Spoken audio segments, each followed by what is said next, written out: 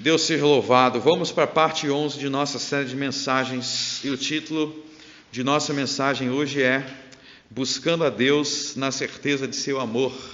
Nós temos falado sobre buscar a Deus, buscar a Deus. E nessa busca a Deus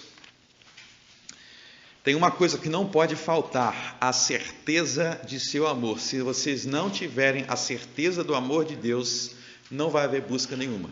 É impossível buscar a Deus sem haver a certeza de seu amor. E é isso que a gente vai falar agora, analisando algumas parábolas de Jesus.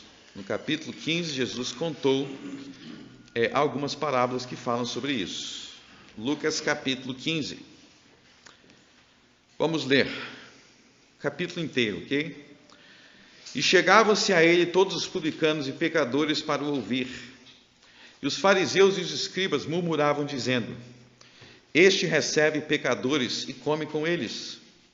E ele lhes propôs esta parábola, dizendo: Quem dentre vós tem 100 ovelhas, e perdendo uma delas não deixa no deserto as 99, e vai após a perdida até que venha a achá-la? E achando-a, e põe sobre os seus ombros, rejubilando. E chegando em casa, convoca os amigos e vizinhos, dizendo: Alegrai-vos comigo, porque já achei a minha ovelha perdida. Digo-vos que assim haverá alegria no céu por um pecador que se arrepende, mais do que por 99 justos, que não necessitam de arrependimento. Ou qual a mulher que, tendo 10 dracmas, se perder uma dracma, não acende a candeia e varre a casa e busca com diligência até achar? E achando-a, convoca as amigas e vizinhas, dizendo: Alegrai-vos comigo, porque já achei a dracma perdida. Assim vos digo que há alegria diante dos anjos de Deus por um pecador que se arrepende. E disse: Um certo homem tinha 2 filhos, e o mais moço disse ao pai: Pai, dá-me a parte dos bens que me pertencem. E ele repartiu por eles a fazenda. E poucos dias depois, o filho mais novo, ajuntando tudo, partiu para uma terra longínqua e ali desperdiçou os seus bens, vivendo dissolutamente. E havendo ele gastado tudo, houve naquela terra uma grande fome e começou a padecer necessidades. E foi e chegou-se a um dos cidadãos daquela terra, o qual o mandou para os seus campos a apacentar porcos, e desejava encher o seu estômago com as bolotas que os porcos comiam, e ninguém lhe dava nada. E tornando em si, disse: Quantos empregados de meu pai têm abundância de pão, e eu aqui pereço de fome? Levantar-me-ei e irei ter com meu pai, e dir-lhe-ei: Pai, pequei contra o céu e perante ti, já não sou digno de ser chamado teu filho. Faze-me como um dos teus empregados. E levantando-se foi para seu pai, e quando ainda estavam longe, viu seu pai e se moveu de íntima compaixão, e correndo, lançou-se-lhe ao pescoço e o beijou. E o filho lhe disse: Pai, pequei contra o céu e perante ti, e já não sou digno de ser chamado teu filho. Mas o pai disse aos seus servos: Trazei depressa a melhor roupa, e vesti-lhe e ponde-lhe um anel na mão, e sandálias nos pés, e trazei o bezerro cevado, e matai-o, e comamos e alegramo-nos, porque este meu filho estava morto e reviveu, tinha-se perdido e foi achado. E começaram a alegrar-se. E o seu filho mais velho estava no campo, e quando veio e chegou perto de casa, ouviu a música e as danças. E chamando um dos servos, perguntou-lhe que era aquilo. E ele lhe disse: Veio teu irmão, e teu pai matou o bezerro cevado, porque o recebeu são e salvo. Mas ele se indignou e não queria entrar. E saindo seu pai, rogava-lhe que entrasse com ele. Mas respondendo ele, disse ao pai: Eis que te sirvo há tantos anos, sem nunca transgredir o teu mandamento, e nunca me deste um cabrito para alegrar-me com meus amigos. Vindo, porém, este teu filho, que desperdiçou teus bens com as meretrizes, mataste-lhe o bezerro cevado. E ele lhe disse: Filho, tu sempre estás comigo, e todas as minhas coisas são tuas. Mas era justo alegrarmos-nos e folgarmos, porque este teu irmão estava morto e reviveu, e tinha-se perdido e achou-se. Até aí. Amém. Então, meus irmãos, nós vamos analisar essa passagem e ver o quanto que ela tem a nos ensinar sobre a nossa busca pelo Senhor. Então a passagem começa falando: chegavam-se a ele todos os publicanos e pecadores para o ouvir. E os fariseus e os escribas murmuravam, dizendo: Este recebe pecadores e come com eles. Então veja bem aí que existe a figura dos publicanos e pecadores. O que eram os publicanos e pecadores? Os publicanos, eles eram cobradores de impostos naquela época. Isso que é um publicano, eram os cobradores de impostos. Naquela época, vinha alguém para cobrar o imposto, alguém que batia na sua casa para cobrar o imposto. E o primeiro problema aí que acontecia com esses publicanos é que eles eram gananciosos e muitas vezes eles cobravam além do que deveria, cobravam valores além do que deveriam. Inclusive, vocês lembram de um publicano famoso no Novo Testamento, o publicano, um dos mais famosos do Novo Testamento, é Zaqueu, né, que o Evangelho de Lucas, inclusive, fala sobre ele.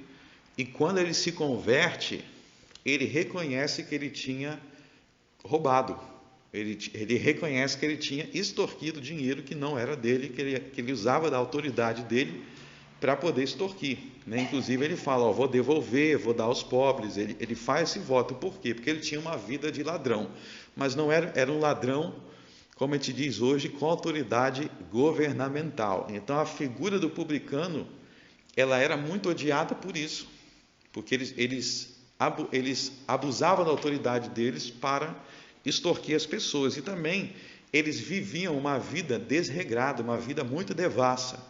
Então, além de pegar o dinheiro das pessoas, viviam em prostituição, né? Aquele estilo de vida que eles levavam, como hoje muitas autoridades governamentais hoje também, que muitas vezes roubam as pessoas, né? Roubam na política, em outras coisas, e usam aquele dinheiro do povo, que desviaram do povo, para viver a vida desregrada, né? Para pagar coisas assim imorais muitas vezes. Então, vocês, quando ouvir falar do publicano e do pecador, essa expressão, os publicanos, os pecadores, está se referindo a esse tipo de gente. E o próprio Jesus, não se deixa enganar, o próprio Jesus via este povo como de forma negativa também.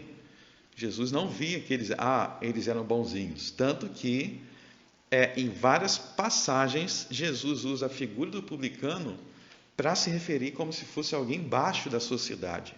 Então, por exemplo, Jesus, ele lá no Mateus 18, quando ele fala sobre alguém que é excluído da igreja, que é excomungado da igreja, em Mateus 18, porque essa pessoa teve um comportamento que demonstrou de forma clara e incisiva que ela não era cristã, que ela era alguém que realmente não era convertido e chegou ao ponto de ter que ser expulso da igreja. Jesus fala assim: considere essa pessoa como se fosse um publicano. Como se fosse um publicano, ou seja, é algo negativo. Ou no Sermão do Monte, Jesus fala assim: se vocês só saúdam ou só tratam bem quem for dos seus amigos, ou quem for dos seus, os publicanos também fazem isso, Jesus fala. Os publicanos também falam com os seus, ou saúdam os seus e abraçam os seus, né? Então, vocês não estão melhor do que os publicanos. Se a gente parar para pensar, né? Se a gente parar para pensar, os bandidos, será que os bandidos não têm amigos? Até o bandido tem amigo que ajuda o amigo, que saúda o amigo. Então, Jesus usa essas comparações várias vezes, falando de publicano, deixando claro que Jesus não aprovava o estilo de vida deles. Que Jesus não aprovava essa extorsão, que Jesus não aprovava esse abuso de autoridade, esse uso do dinheiro indevido para coisas imorais. Jesus condenava isso, condenava. E é aí que os fariseus, que também condenavam, vão utilizar este fato, a imoralidade deste grupo de pessoas, para acusar Jesus. Eles vão falar, ó, e chegavam-se a ele todos os publicanos e pecadores para o ouvir. Então, os publicanos e pecadores estavam querendo ouvir Jesus. Então, imagina assim, a pior raça de gente da sociedade, aquilo que todo mundo tem como mais baixo, estão procurando Jesus para ouvir a pregação de Jesus. E aí os fariseus vão falar, ó, tá vendo? Verso 2. E os fariseus e os escribas murmuravam, dizendo, ó, e está a prova, ó, este recebe pecadores e come com eles. E come com eles. Teve uma frase que eu vi bem interessante, que era assim, ó, se Jesus nunca comesse com pecadores, ele nunca ia comer com ninguém, né? Porque ele é o único que não era pecador, né? Mas o tom deles aí, qual é o tom deles? É que eles estão querendo usar esse fato de que tem esse tipo de pecadores indo procurar Jesus como uma prova, como uma evidência que o próprio Jesus também é imoral. É tipo assim, olha aí os amigos dele. E é claramente aqui uma distorção por vários motivos. Porque o fato de Jesus estar recebendo esses pecadores, comendo com eles, não quer dizer que Jesus aprovava aquilo que eles faziam. Não quer dizer que Jesus tinha como certo aquilo que eles faziam. Mas aqui é exatamente o contrário.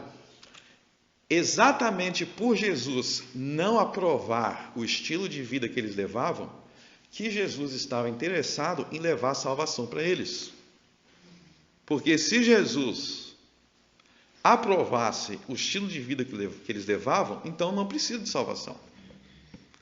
Se eu estou interessado em levar a salvação para alguém, presume-se que essa pessoa precisa ser salva, que eu considero que essa pessoa precisa ser salva. Então, é exatamente o contrário. Então, você vê aqui que na superfície, no superficial, existe uma concordância entre Jesus e os fariseus. Qual é a concordância? Os dois concordam que esses publicanos não prestam. Os dois concordam com isso. Jesus não discorda disso. Qual é a divergência? A divergência é o que a gente faz em relação às pessoas que estão perdidas. E essa divergência é fundamental e essencial. Agora, você dizer assim, ó, vou dar um exemplo atual. Você dizer, o político tal é ladrão. A maior parte das pessoas vão concordar, às vezes as pessoas mais libertinas vão concordar, até os mais religiosos, os mais legalistas, os mais vão concordar. Mas a pergunta é, o que a gente faz com os pecadores? Você reconhecer que alguém é mau ou que alguém tem uma área da vida dela que mostra que ela está perdida, que ela está em trevas, até aí, muitos ímpios são capazes de reconhecer. Muitos ímpios são capazes de reconhecer. Se eu te mostrar assim, tem a pessoa que é alcoólatra. Até um ímpio vai te dizer que não é bom ser alcoólatra. Até um ímpio vai dizer que não é bom ser drogado. Até um ímpio, muitas vezes o ímpio vai falar, não é bom ser ateu. A maioria das pessoas não são ateias. No mundo inteiro, a maioria das pessoas acreditam de alguma forma em Deus. E se você falar assim, eu sou ateu, se você falar, eu não acredito em Deus, a maioria das pessoas, salvas ou perdidas, vão ver isso como negativo. Vão ficar ofendidas se você falar que é ateu. A maioria das pessoas ficam perdidas. Porque é um extremo que poucas pessoas chegam. É um extremo de blasfemar contra Deus, poucas pessoas. A maioria das pessoas acredita em Deus. Se perguntar se acredita em Jesus, vai dizer que acredita. Se você começar a ofender Jesus, a maioria das pessoas se ofendem. Então tem coisa que não precisa nem ser cristão para constatar. Não precisa nem ser cristão para constatar. Não precisa nem ser cristão para você constatar que os publicanos eram pecadores. Que eles eram pessoas que estavam perdidas. Estavam perdidos. Até os fariseus sabiam disso. Mas a pergunta é: o que nós fazemos com eles? O que nós queremos em relação a eles? O que a igreja quer em relação ao mundo? O que a igreja quer em relação aos perdidos? E aí Jesus vai responder aos fariseus com 3 parábolas. Vai responder aos fariseus com 3 parábolas. Ele vai dizer, e ele lhes propôs essa parábola dizendo... E aí ele vai contar 3 parábolas, tá? A primeira parábola é no verso 4... no verso 4 até o verso 6. 4 até o 6. Não, na verdade, 4 até o 7, tá? Do 4 ao 7 é a parábola comumente chamada de parábola da dracma perdida, da ovelha perdida. Então, do 4 até o 6 é a ovelha perdida. Do 8 até o 10 é a parábola da dracma perdida. E do 11 em diante é a parábola do filho pródigo. Esse é o título que essas parábolas costumam receber, tá? E essas 3 parábolas, elas têm a mesma finalidade. Ou seja, Jesus conta 3 parábolas para dizer a mesma coisa, a mesma doutrina. Então é importante perceber que na Bíblia, às vezes a mesma doutrina, ela é ensinada de mais de uma forma. Por que Deus faz isso? Porque Deus nos ama, e como Ele nos ama, Ele sabe que a gente é meio burrinho, devagar, então Ele tem que repetir as coisas de várias formas. Não entendi a parte da ovelha perdida. Lê as outras 2 que, se você entendeu uma, já entendeu. Se você entendeu uma, você entendeu as outras.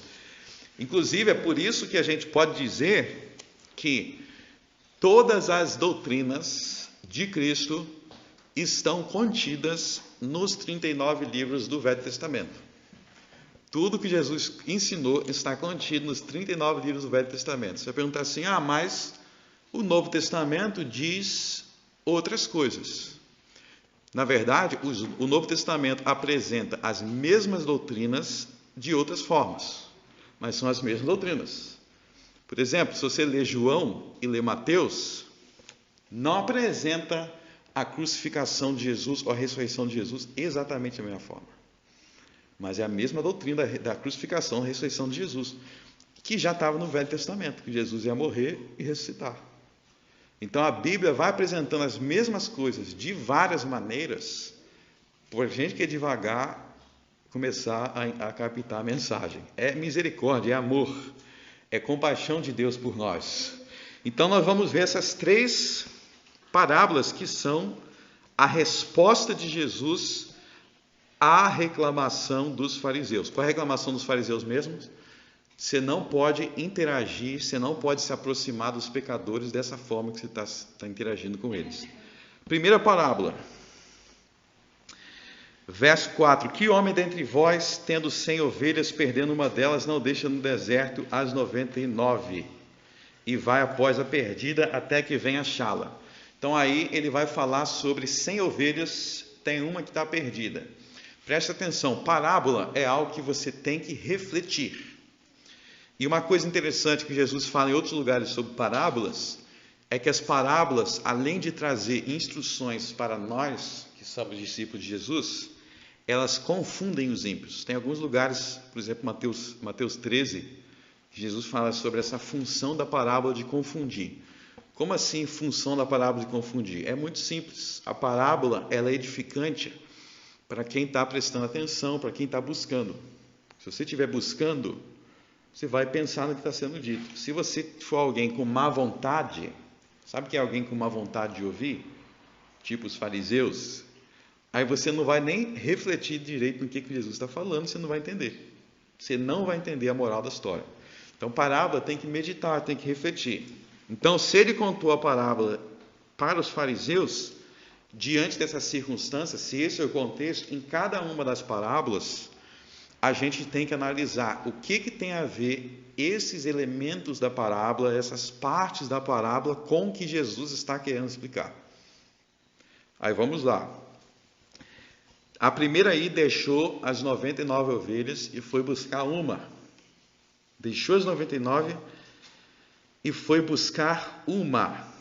E aí alguém pode perguntar assim, poxa, essa parábola aí então está ensinando que Deus, ele larga alguns por causa de um?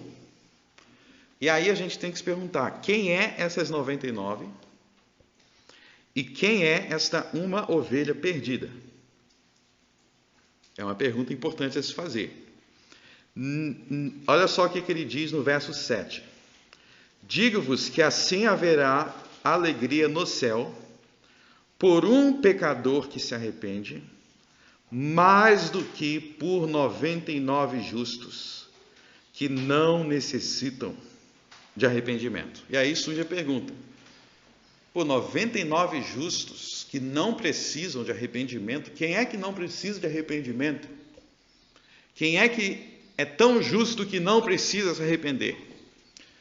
Aí que está a grande ironia da palavra, da parábola. Os 99 justos que não necessitam de arrependimento é a palavra irônica de Jesus para os fariseus. Ele está se referindo aos fariseus com ironia. Por quê? Ironia mesmo. Ironia. Por quê? O que os fariseus tinham dito? Eles estão dizendo, por que Jesus come com os pecadores? Por que Jesus está falando com pecadores? Então, se eles estão colocando aquelas pessoas como pecadores, que estão além do alcance de Jesus, eles estão se colocando como o quê? Eles estão se colocando como justos que não necessitam de arrependimento. Eles estão colocando-se como bons demais para se arrepender, bons demais para precisar ser salvo. Qual era o erro deles? Quando eles virem esses pecadores, esses publicanos, eles tinham que pensar, Jesus está alcançando eles assim como eu preciso ser alcançado. Jesus está lá falando com eles, assim como eu preciso da misericórdia também de Jesus. Ou seja, eles deveriam se colocar como iguais, como igualmente necessitados da graça de Deus. Eles se colocaram como superiores. Ou seja, as 99 ovelhas, então, representam aí os fariseus.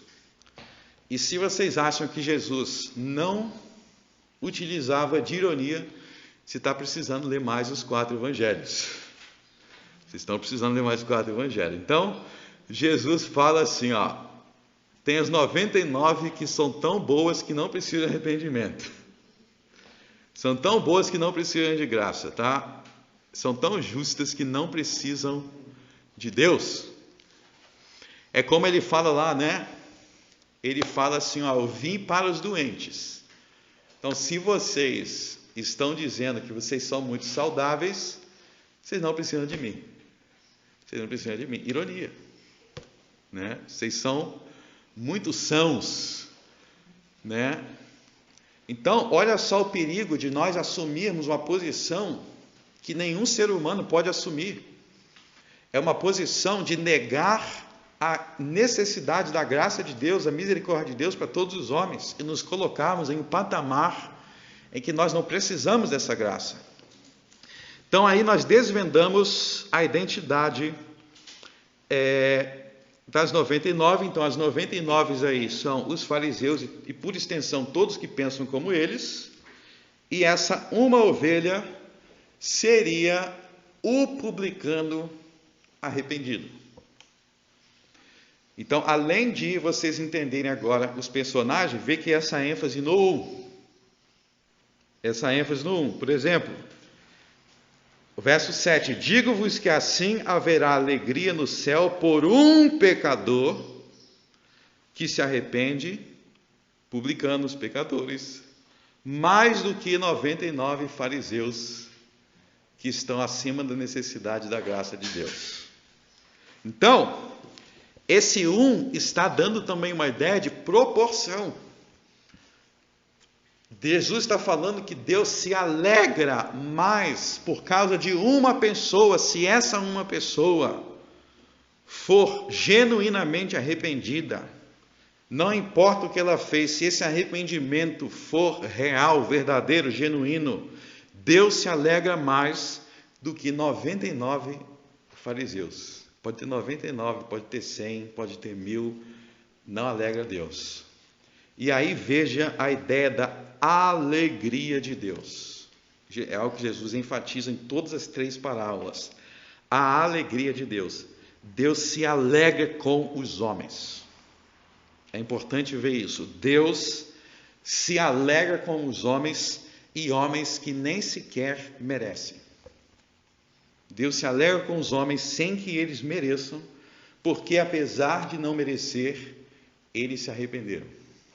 Então veja aí como que nós temos um Deus infinitamente amoroso, infinitamente gracioso. É um Deus de que tal forma ama, que tal forma tem graça, de que tal forma tem alegria por nós, que ainda que nossos pecados fossem grandes, no dia em que nós nos posicionamos para abandoná-los, Jesus diz que há alegria no céu. Há alegria no céu. E ele vai descrever essa alegria. Como é que ele descreve essa alegria? Mais tarde ele vai descrever até como uma festa. Como uma festa no céu, como se Deus estivesse fazendo uma festa no céu. O que aconteceu de tão maravilhoso assim? Uma pessoa se arrependeu. Uma pessoa se arrependeu. E aí então nós devemos afastar de nossa mente vários tipos de pensamentos que atrapalham os homens de buscar a Deus. Existem pensamentos que eles vão descrever a Deus de tal forma irado, de tal forma cheio de ódio. O que é verdade, nós cremos na ira de Deus, é verdade, todas essas coisas. Mas alguns, seguindo os passos dos fariseus, descrevem isso de tal forma a ponto de fazer com que os homens não tenham mais a certeza do amor de Deus por eles.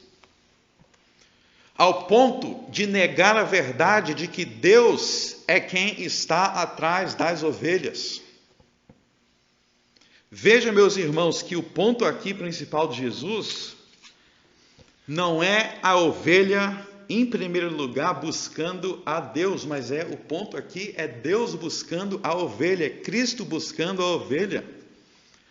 A ovelha estava lá perdida e Jesus foi em busca dela porque ele amou aquela ovelha. E alguns estão de tal forma tomados de terror que parece que a salvação é algo que Deus não está tão disposto assim a salvar. Que Deus não tem tanto amor assim. Alguns têm aquela percepção de que existe um amor de Deus, mas que a sua ira tem proeminência. Vocês sabem que uma das formas de nos tornarmos hereges não é simplesmente quando nós negamos completamente uma verdade, mas muitas vezes quando nós apresentamos uma verdade de uma maneira desproporcional. De uma maneira desproporcional. Pensa no seguinte, né? Se você tivesse uma mão do tamanho da tua cabeça, ou se você tivesse uma cabeça do tamanho da sua barriga, ou se você tivesse um pé, né? Você tem 1,57 de altura, qual o tamanho do seu sapato? Calço entre 44 e 47. Então você tem todos os órgãos, você tem todas as partes do corpo, mas é tudo desproporcional. Então não é suficiente crermos nos atributos de Deus, que Deus tem esses atributos, né, essas perfeições. Nós devemos enxergar os atributos de Deus em sua correta proporção, por assim dizer. Por assim dizer.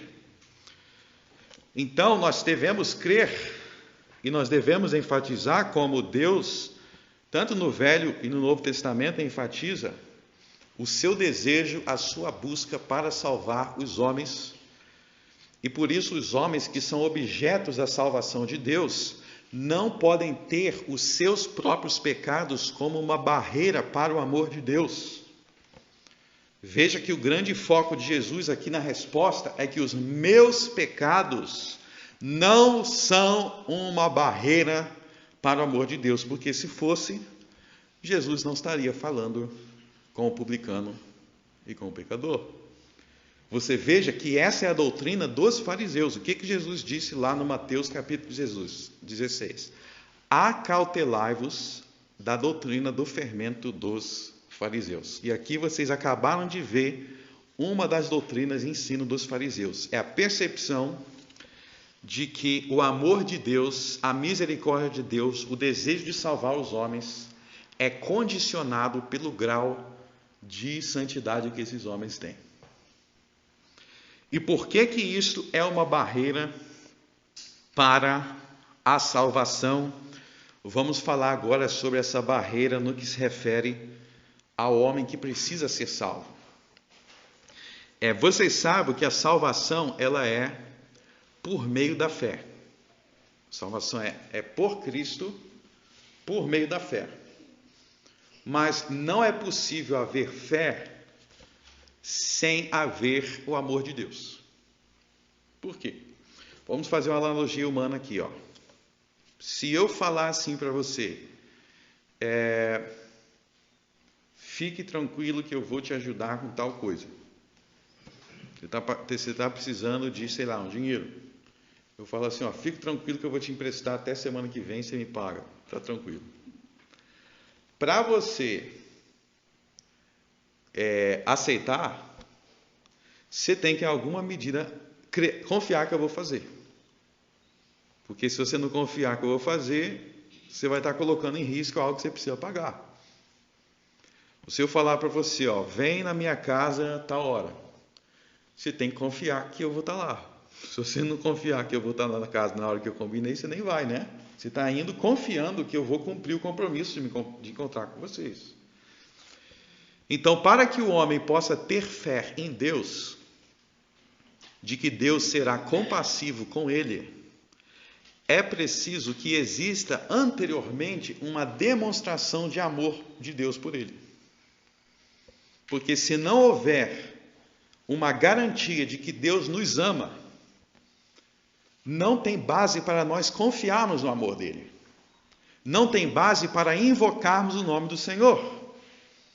Não existe base para você invocar alguém, orar alguém que você não confia que quer o seu bem ou que não confia que está disposto a te perdoar.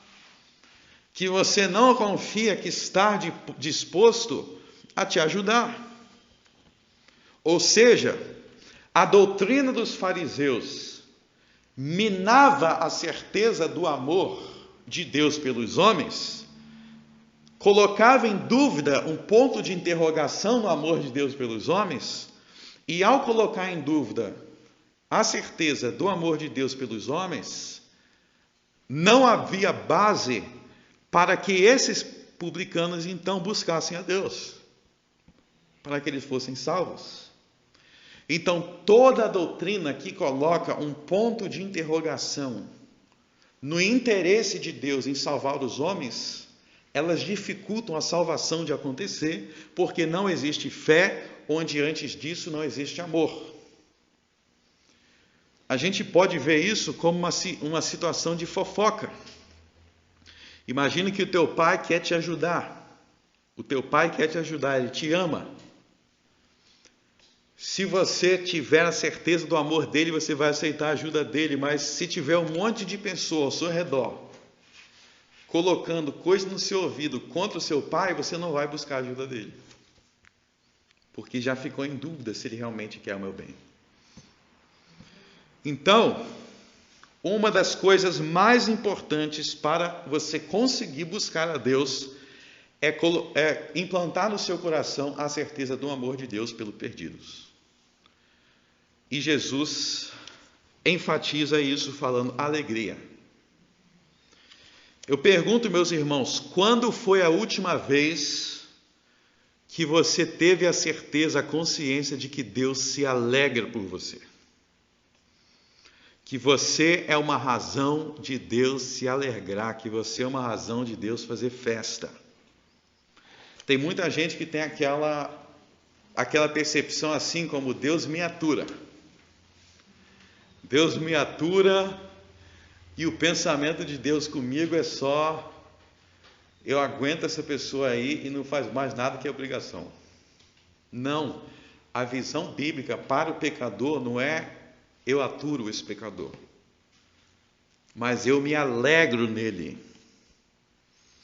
eu festejo por ele, eu amo ele. Se eu não tiver este pecador que eu me propus salvar, existe Deus, a gente vai ver as outras palavras, Deus na expectativa do retorno, falando em termos da parábola lá do filho pródigo. Existe ali uma comparação que ele vai fazer de que é um pai aguardando o momento que o filho vai voltar. Nós alegramos, nós somos festa. E se nós não entendermos nisso, nós vamos ter uma relação com Deus de frieza e de uma fria obrigação mecânica. Uma relação como se fosse só um patrão e empregado. Você fez sua obrigação, toma aqui. Não vai ser uma relação viva, como Jesus mostra nessas parábolas. Então Jesus está confrontando a doutrina dos fariseus, está falando: vocês não entendem a Deus. Vocês maculam quem Deus é. Quando vocês privam o pecador perdido da compreensão que eu, Jesus Cristo, o Salvador do mundo, estou em busca desses perdidos. Então a Bíblia não fala de um mundo que, em primeiro lugar, está em busca de Deus como se Deus estivesse escondido. Deus está escondido e aí o homem tem que estar desesperado atrás de Deus em busca. Não. A forma que a Bíblia apresenta é o contrário. O perdido que está correndo de Deus. Quem corre é o perdido, não é? Quem se esconde é o homem. É como Adão lá no jardim, né? Adão lá no jardim tentando esconder e veio Deus. Cadê você, Adão? Adão, cadê você? Na Bíblia é o homem fugindo e Deus buscando o homem. É o homem fugindo e Deus buscando o homem. E os fariseus não entendiam isso.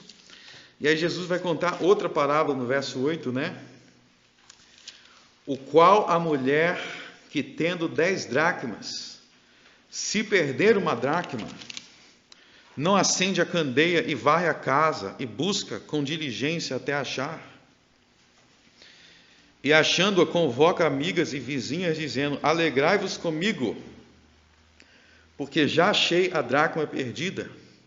Assim vos digo que há alegria diante dos anjos de Deus por um pecador que se arrepende. No verso 10 ele fala: alegria diante dos anjos de Deus. No verso 7, alegria no céu. Então veja bem o seguinte,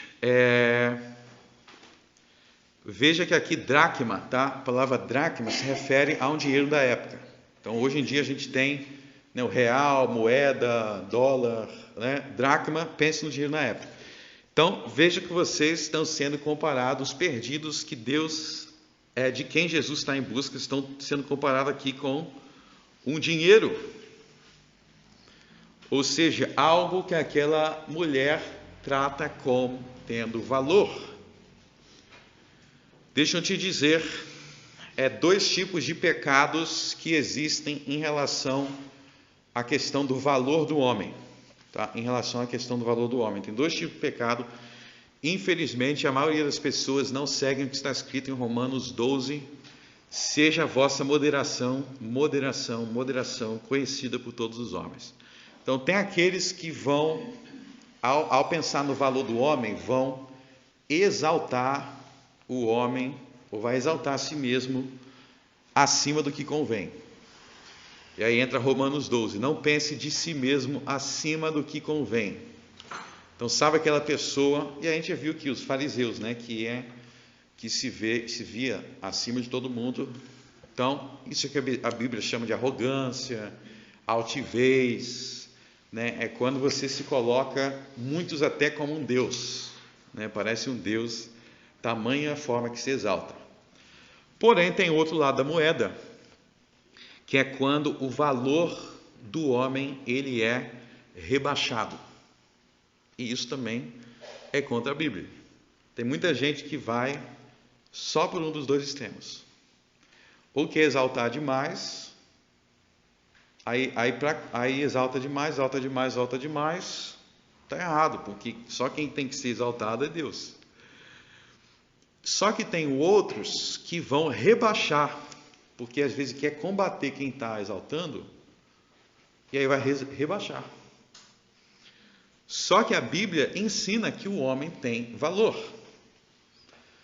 O homem tem muito valor. Se o homem não tivesse valor, por que seria pecado abortar? Por que seria pecado eu cometer homicídio ou eu humilhar alguém? Por que a Bíblia fala contra a humilhação? Por que a Bíblia fala que se eu posso matar um boi para comer esse boi, para me alimentar, mas eu não posso matar um homem? E Jesus vai dizer em Mateus 6, ele vai dizer em Mateus 10, que os homens têm mais valor, a palavra que Jesus diz isso, mais valor do que o animal.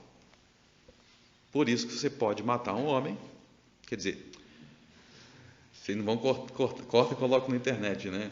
Vocês podem matar um bicho, né? Um peixe, um boi, fazer um churrasco, mas vocês não podem assassinar um homem. Vamos assassinar aqui porque você não tem valor para fazer um churrasco de você. Não pode, porque o homem tem esse valor. Então, esse valor do homem é derivado do quê? O que Gênesis 9 explica? Lá em Gênesis 9, quando Deus proíbe o homicídio, ele fala que é porque o homem foi criado à imagem e semelhança de Deus. E você reconhecer a imagem e semelhança de Deus é necessário para você ter compaixão de alguns tipos de pessoa por aí. Então, se você vê a pessoa nas últimas, estou vendo aquela pessoa ali metido na droga, não tem nem mais higiene direito, não toma banho mais direito, você tem que ver que por trás daquele escombro que você está vendo ali, existe a imagem de Deus, e por ser a imagem de Deus, é necessário um tratamento humano. Isso aqui que eu estou ensinando é uma das coisas mais importantes do cristianismo e é uma das coisas que revolucionaram o mundo.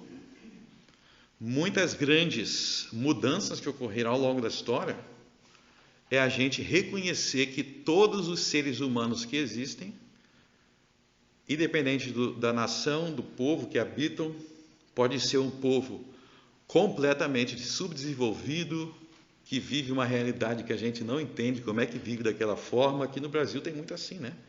Mas ainda assim, por trás dos escombros, você tem que ver que tem uma imagem de Deus ali, e isso vai determinar o seu tratamento por aquela pessoa. Você vai determinar o seu tratamento. Então, é isso que Jesus está trazendo à tona. Jesus está trazendo à tona que nós temos um valor diante de Deus. Nós temos uma importância diante de Deus. Não deixe ninguém negar isso para você. Assim como não deixe ninguém exaltar você além do que convém, não deixe ninguém dizer que você é igual a um bicho, que é a mesma coisa de um animal, que é a mesma coisa de um nada. A Bíblia nunca ensina que nós somos nada. A Bíblia ensina que nós cometemos pecados que tiram a dignidade, que fazem com que nós tenhamos comportamento, alguns parecem até que é bicho mesmo, mas isso é uma negação de quem nós realmente somos. E a pregação do Evangelho, a pregação da cruz, é desafiar as pessoas que estão parecendo muitos bichos a voltar para casa e lembrar de quem Deus diz que elas são. A pregação do pecador, o pecador muitas vezes se comporta um verme. Tem gente que tem as características de um verme. Mas o Evangelho é exatamente, lembra-se que essa não é a verdadeira natureza que Deus te criou. Essa não é a sua verdadeira identidade. Deus te criou como um ser humano digno, imagem do Criador. Alguém valoroso, com inteligência, com racionalidade, com amor. É assim que Deus nos criou. Deus não criou monstros. E pregar o Evangelho não é dizer para quem vive como um monstro, essa é a sua verdadeira identidade, mas é lembrá-las de quem o Verbo eterno as criou para ser. Saia dessa lama, porque você não é um porco. Deus te fez para andar reto. Não se vista como uma meretriz, porque Deus te fez uma mulher digna, honrada. E quando nós perdemos o amor pelas pessoas, nós perdemos a capacidade de enxergar além do escombro. Nós vemos uma pessoa perdida e não conseguimos olhá-la como que ela seria se ela fosse digna. Nós olhamos para Zaqueu, um publicano, e não conseguimos ver que por trás daquele ladrão tem alguém que Deus criou e que, se ele se arrependesse, ele teria a glória que Deus colocou lá no jardim. Se você olhasse por trás dos roubos do fariseu e visse Jesus tentando buscá-lo, você conseguiria enxergar que o fariseu ladrão podia ser o fariseu, o homem que ajudava os pobres necessitados e fazia muita caridade, como ele se tornou. Mas para isso teria que ter não o olhar do fermento dos fariseus, mas o olhar de Jesus, que buscava as ovelhas perdidas. É correto que nós entendamos que Zaqueu era ladrão, mas será que nós temos a capacidade de enxergar que o homem caridoso, quando Zaqueu se tornou caridoso, aquele era o verdadeiro Zaqueu? Se pergunte, quem era o verdadeiro Zaqueu?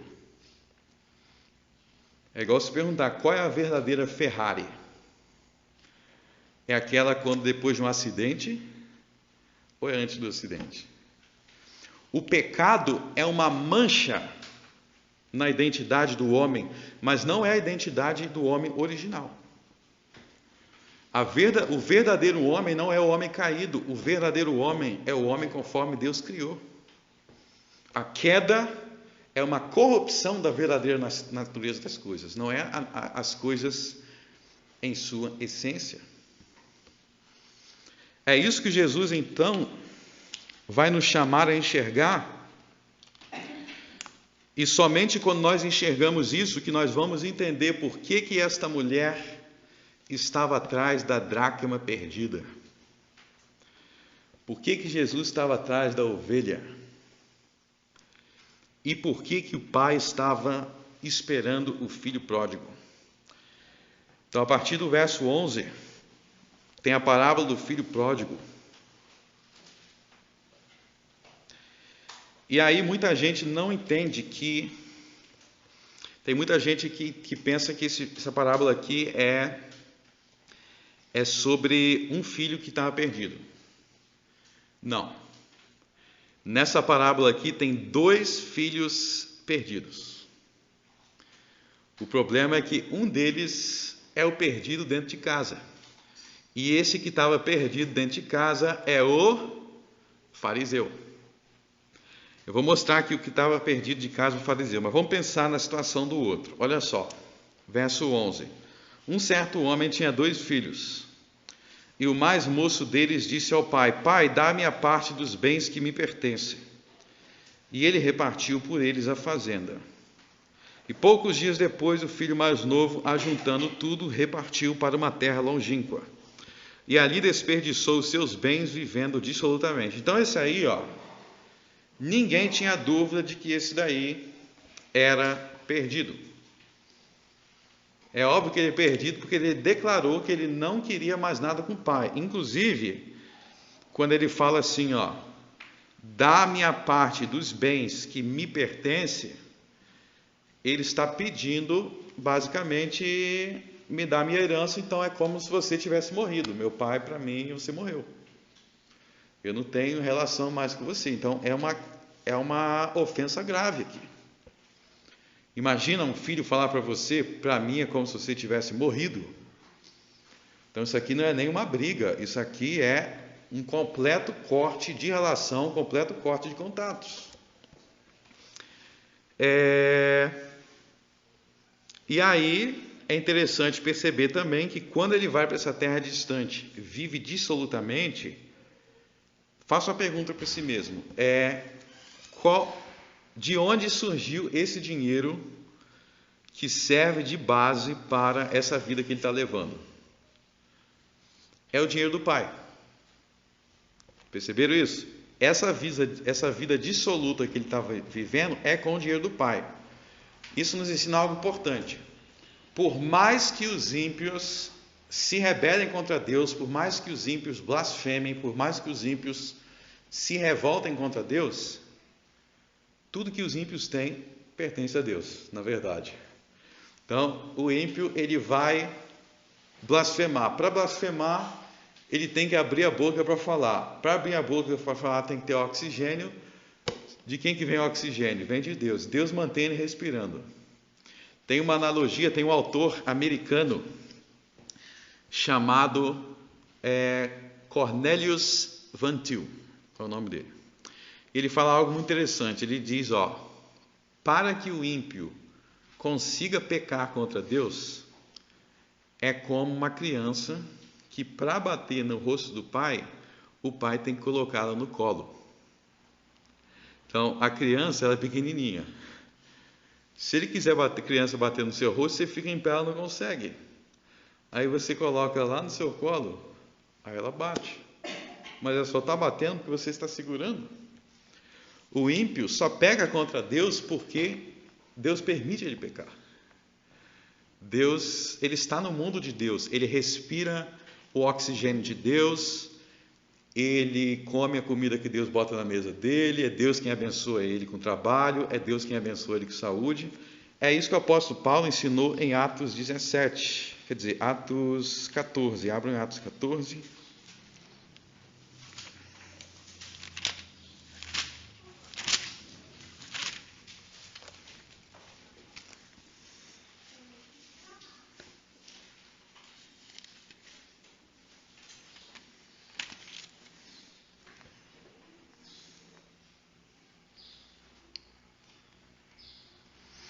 Vamos ler o verso 15, tá? E dizendo: Senhores, por que fazeis estas coisas? Nós também somos homens como vós, sujeitos às mesmas paixões, e vos anunciamos que vos convertais dessas vaidades ao Deus vivo, que fez o céu e a terra e o mar e tudo quanto há neles, o qual nos tempos passados deixou andar todas as nações em seus próprios caminhos, e contudo não deixou a si mesmo sem testemunho, beneficiando-vos lá dos céus, dando-nos chuvas e tempos frutíferos, enchendo de mantimento e de alegria os nossos corações. Então olha só, verso 17, Deus encheu essas nações aí pagãs, ímpias. Deus mandava chuva, Deus mandava tempo frutífero, Deus dava comida e Deus dava até alegria, enchendo-os o mantimento e de alegria nos nossos corações. Então, os ímpios, quando eles estão alegres, é Deus dando alegria. Deus dá motivo deles estarem alegres. Então, olha só que Deus compassivo nós temos, de tal ponto que a sua misericórdia é demonstrada não só para nós que cremos, mas para os ímpios que não creem também há misericórdia, há graça para eles.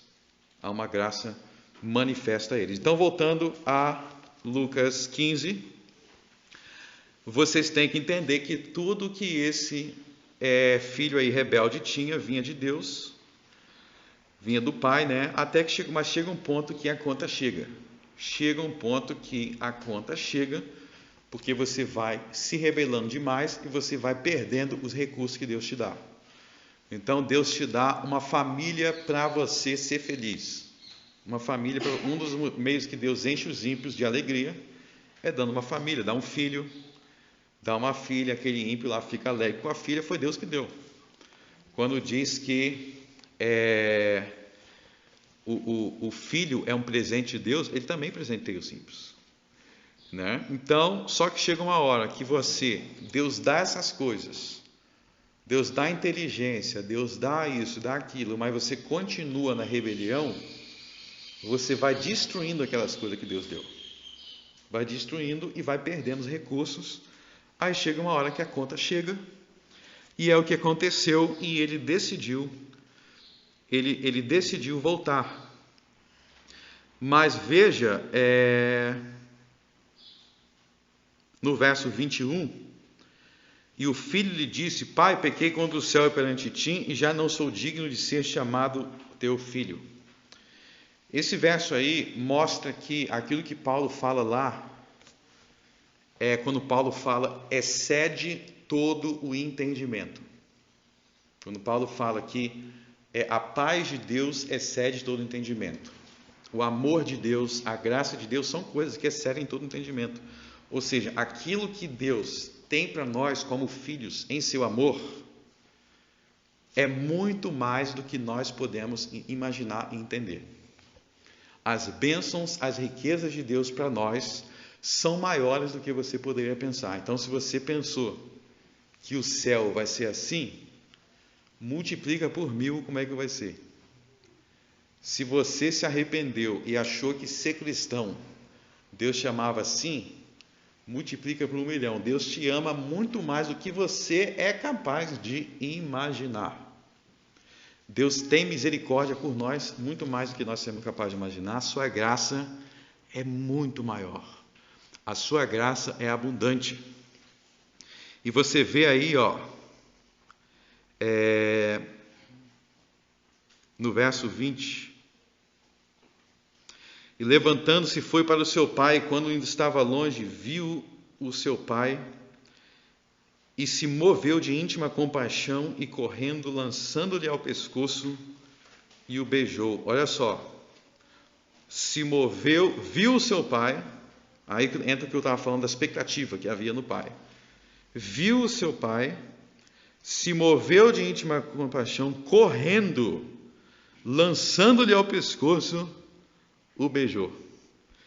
Isso antes de ele falar alguma coisa com o pai. Ele não tinha falado nada. Ele ainda não tinha falado. Ele só chegou. Só apareceu. E o pai já estava enchendo de beijos. Então veja essa descrição. Entenda a importância das parábolas de Jesus. Uma importante questão das parábolas de Jesus é que as parábolas de Jesus dão vida às doutrinas.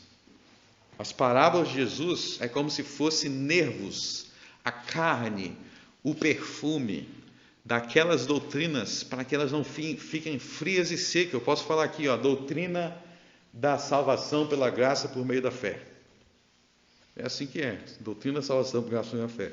Mas leia os detalhes das parábolas, para que essa doutrina tome corpo, para que você imagine, consiga imaginar o que é esse amor de Deus? É Deus colocando um anel na tua mão. É Deus matando um bezerro cevado para celebrar, fazendo uma grande festa por você, chamando músicos, se alegrando. Olha só novamente a palavra que Jesus diz: alegria, alegria. E diante de tamanho amor, nós somos constrangidos aí a buscar a Deus na certeza desse amor. Diante dessas parábolas, não tem como a gente orar friamente. E será que Deus está afim de me ouvir? Será que Deus está a fim de ouvir os homens? Será que Deus se importa comigo? Será que Ele olha para isso daqui? Ele olha mais do que você. Ele se preocupa mais do que você próprio. Ele ama mais do que você se ama. Quando o filho estava achando, qual é a misericórdia que o filho aqui esperava? Qual é a misericórdia que o filho esperava? Pelo menos, de repente, eu posso ser tratado como um empregado, tá bom. Porque pelo menos empregado meu pai sei que ganha bem. Então tem pão, tem fartura, os empregados ganham bem. Se eu tiver um empregado, eu não morro de fome, não tenho que comer com porco. Ele estava esperando essa misericórdia aqui. Deus foi muito além. O pai foi muito além do que ele esperava. Só que teve um que não quis participar da festa. Olha só a festa, verso 25. O seu filho mais velho estava no campo. E quando veio, chegou perto de casa, ouviu a música e as danças. Todo mundo celebrando, dançando. É uma festa, né? E chamando um dos servos, perguntou-lhe o que era aquilo. Tem um que não quis entrar na festa, não quis ouvir música nem dançar. Quem era ele? Era o fariseu. Então, o filho que ficou em casa era o fariseu. Era ele que não queria entrar na festa com os publicanos. No início lá. Então, quando Jesus estava, os publicanos estavam convertendo, tinha que ter festa. Tinha que ter festa. Mas o filho não queria entrar na festa. Então, essa é uma boa maneira de sondar o nosso coração. Servir a Deus, nos leva a olhar para os perdidos. A nossa noção de servir a Deus nos leva a nos preocuparmos com os perdidos? Ou nos leva a sermos pessoas que só nos vemos como uma elite espiritual, que é melhor do que todo mundo? Se nós tivermos uma agenda de igreja que não passar por uma igreja que experimenta isso que Jesus está falando nas parábolas, então nós deixamos de ser cristãos e nos tornamos fariseus. Nós abraçamos a doutrina dos fariseus. Então nós precisamos nos alegrar, não buscando sermos justos, que não precisamos de arrependimento, mas nós precisamos entrar na festa daqueles que não éramos justos, mas fomos alcançados pela graça, e daqueles que estão continuamente dispostos a confessar que precisam dessa graça. A festa é só para esses. A festa não é para aqueles que pensam que são merecedores. A festa é para aqueles que querem alcançar os perdidos. Essa é a festa do Senhor, essa é a celebração do Senhor. É para isso que foi morto o boi cevado. E é isso que alegra a Deus. Então veja que isso é uma visão de igreja, é uma visão de indivíduos que nós devemos ter. Aquilo que Deus tem de alegria pela salvação do pecador, veja que nessas parábolas existe a figura dos convidados. A mulher chama as amigas dela. Nas 3 parábolas tem os convidados sendo convocados a alegrar. Nós somos esses convidados. E assim como Deus se alegra, nós devemos nos alegrar também. Então precisamos deixar para trás uma forma ranzinza de cristianismo. Uma forma de cristianismo baseados em julgos humanos, baseados em superioridades, mas uma forma de cristianismo que verdadeiramente alcança publicanos, não para que eles continuem publicanos, mas para que em meio ao arrependimento eles recebam as vestes da festa do Filho que voltou. É assim que nós devemos viver. É assim que nós devemos nos relacionar. Não como pessoas que se corrompem com o mundo, mas com as pessoas que estão com os braços sempre estendidos para os pecadores, dizendo: volta para casa, porque uma festa te aguarda. Volta para casa, porque existe um Pai de amor. Volta para casa, vamos recuperar a nossa verdadeira identidade. Nós não somos porcos para ficar procurando comida de porco. A nossa verdadeira identidade está lá no Deus que criou, e Ele quer nos reconciliar. Nós somos ovelhas que precisamos de um pastor, e nosso pastor é Jesus. Esse é o estilo de vida que nós não devemos levar, a menos que sejamos enganados pelas heresias dos escribas e dos fariseus. E todos aqueles que abraçam essas heresias não têm parte com o Filho de Deus. Vamos orar. Altíssimo Deus, nós confessamos que nós somos pecadores que precisam de arrependimento. E por isso, se nós somos na palavra chamados de justos e santos, não é por uma justiça própria, mas é pela justiça e a santidade de Cristo. Nós não somos nada sem Jesus. Senhor, encha-nos com a certeza do amor de Deus. Que nós não venhamos ser pessoas desconfiadas do amor de Deus. Deus, desde toda a eternidade, viu todos os nossos pecados, mas ainda assim, Ele nos amou. Graças te damos porque somos a igreja amada de Jesus. E que nós venhamos ter coragem para buscarmos, como corpo de Cristo, essas ovelhas perdidas. No nome de Jesus eu oro. Amém.